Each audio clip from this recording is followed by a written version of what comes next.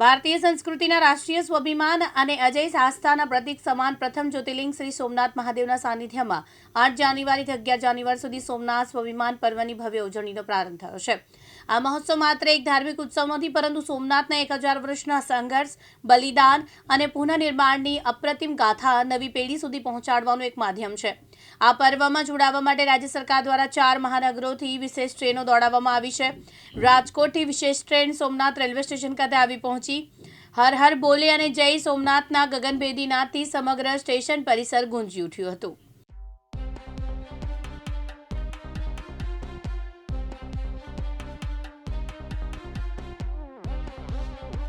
આજ રોજ રાજકોટથી સોમનાથ મહાદેવના મંદિરના સાનિધ્યમાં મહાદેવના દર્શન કરવા આવ્યા છીએ।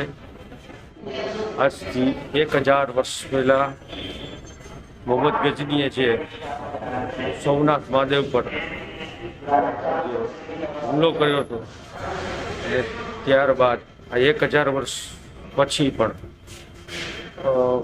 સરકારશ્રી દ્વારા નરેન્દ્રભાઈ મોદીના દ્વારા અને આજે અમે અહીંયા દર્શન કરવા આવ્યા છીએ અને અમે એનો ખૂબ ખૂબ આભાર માનીએ છીએ।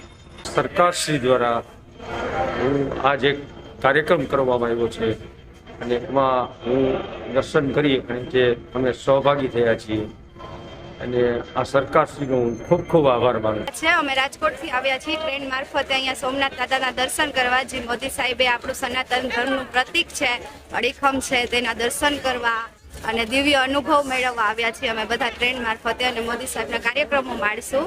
જય સોમનાથ, હર હર મહાદેવ। અરવિંદ સોડા, દિવ્યાંગ ન્યૂઝ, ગીર સોમનાથ।